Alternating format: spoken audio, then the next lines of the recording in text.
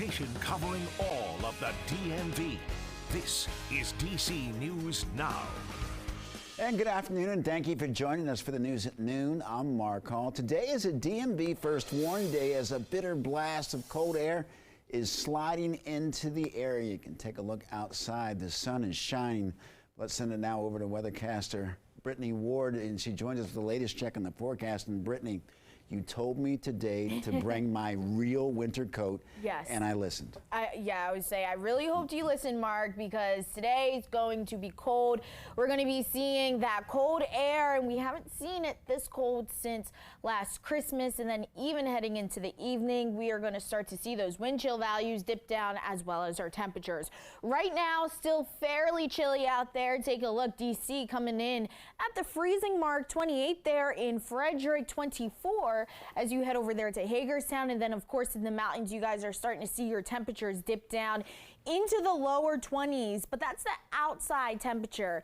Those winds are very gusty right now. We're seeing them gusting upwards of 40 miles per hour. They're coming out of the northwest, which is ushering in some of that cooler air that we are going to continue to see as we head into our evening. And then when you factor in those wind chill values, meaning what it feels like outside, well, it's going to feel a lot more chillier than the outside temperatures. We're talking about below freezing here. 19 is what it feels like currently in DC. 15 as you head over there to Frederick. The closer you get to the I-81 corridor and portions of northern Maryland are already dipping down into the single digits. 9 is what it feels like in Hagerstown. 7 is what it feels like there in Kaiser and Cumberland. And as we continue to head through our Friday, these wind chill values are going to continue to dip, as well as our temperatures, which is why we issued a DMV First Warn Day. So here's the overall setup. This is what we're going to continue to keep an eye out on as we head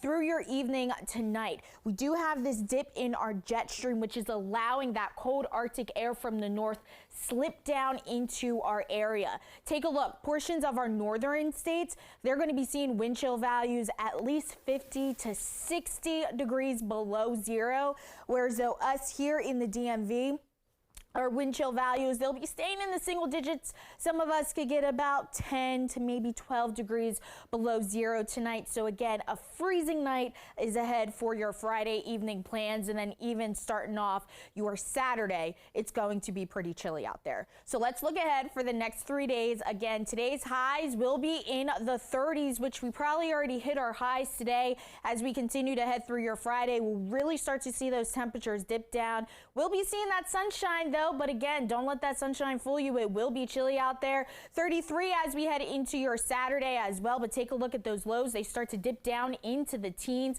Mostly sunny skies is what we're going to be seeing. And then as we head into Sunday, we are talking about a warm up getting into the upper 40s, that mixture of sun and clouds. So I would definitely say Sunday will be the pick of the weekend. And then after Sunday, Mark, we're talking about 50-degree weather. So definitely keep it here. We'll have a check of that 7-day coming up in just a bit. Brittany, thank you so very much. Wakefield High School was closed today after one of their students died from an overdose Thursday night.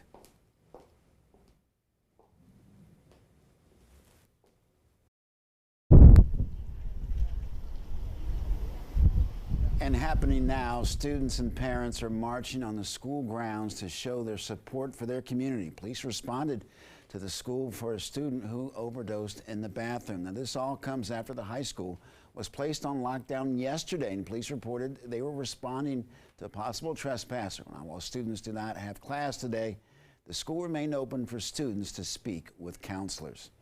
And we'll have much more on the story coming up on DC News Now at 5. Well, new details at noon after a deadly shooting rampage at a DC Metro station. Isaiah Trotman was charged with killing a Metro worker at the Potomac Avenue Metro station. Now his mother is speaking out about his behavior. According to the Washington Post, he recently visited his family for Christmas, and that's when his mother said she, quote, saw a depression. She also became concerned recently when he stopped returning her calls. Around the same time, his counselor reported to DC police that Trotman stopped showing up for sessions. Right now, we're told that the investigation is ongoing. And we're also learning the suspect in this case has a history of erratic behavior. Police in Pennsylvania have charged Trotman with several drug-related crimes. The district attorney says that he was arrested in April and he ran around grabbing plants and yelling at guests at a hotel. Trotman also pleaded guilty last month to possession of meth. Well, since that shooting, the union representing WMATA workers is calling out the agency for failing to provide better protection and safety measures. The WMATA board held an emergency meeting yesterday behind closed doors, and it's not known what was discussed. Some parents joining transit workers are also calling for change. I don't feel comfortable with my kid taking the metro every day, but she has to. That's what she's going to have to do to get to school. John Costa, the transit union representative, is asking the federal government for help. He's asking them to enforce the requirement to form a labor management safety committee. I'm concerned. I'm really upset. I'm upset that we're not doing more in the industry, not only for my members and the workers, but also for the riders. It's clear that there are many people still concerned for safety, calling for more answers and solutions. And now a D.C. councilman is calling for an increased police presence after the Potomac Avenue Metro shooting. Ward 6 council member Charles Allen took to Twitter saying that the community is angry and traumatized by the shooting.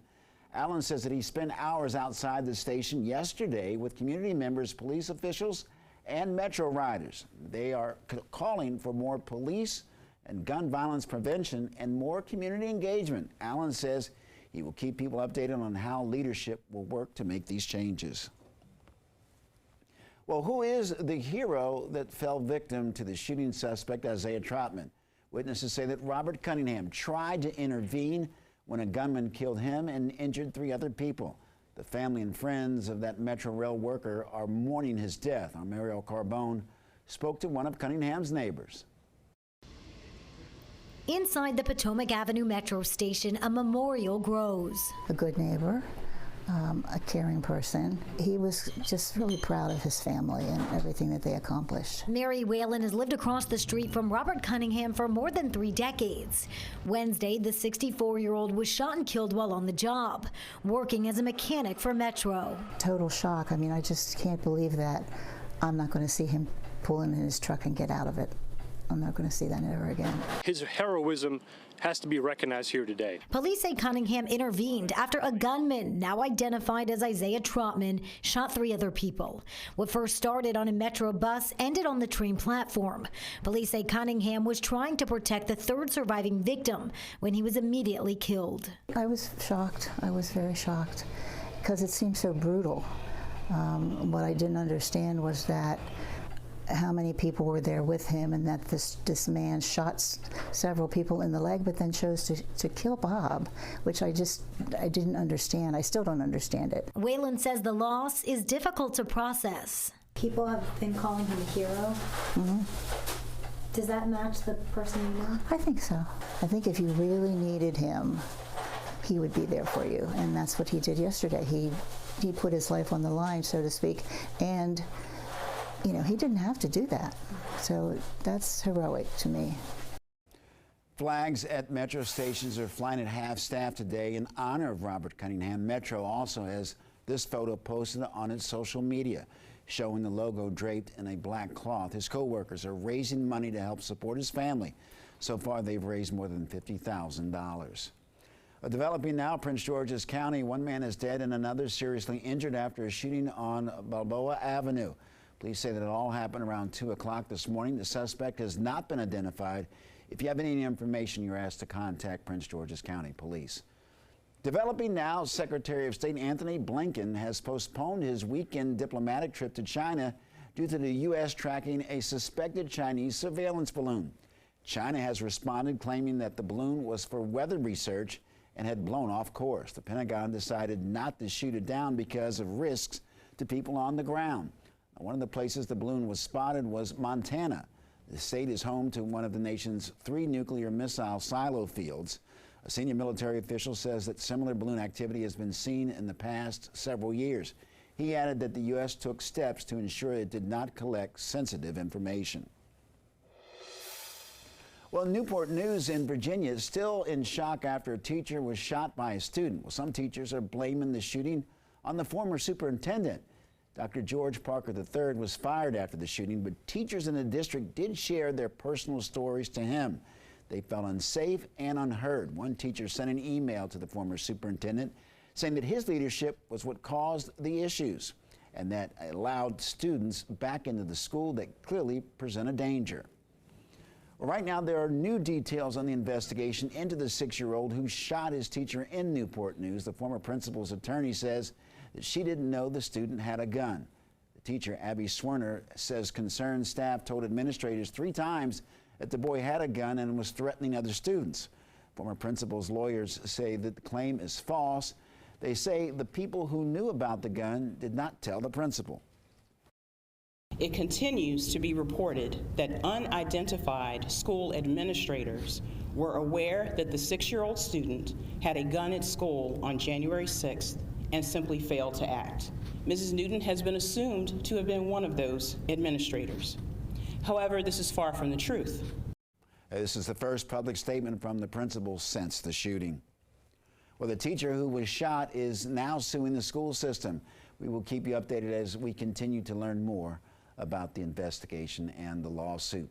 Well, new this afternoon, despite ongoing efforts by the Federal Reserve to cool the job market and reverse current inflation levels, jobs in the U.S. are on the rise. According to a new report from the Labor Department, employers added 500,000 jobs in January. In comparison, around 223,000 jobs were added in December, and that's according to that month's jobs report. Unemployment is also at a low 3.4%, the lowest it's been since 1969. The unexpected spike in employment has many experts asking why many interest rate hikes aren't having an impact on hiring.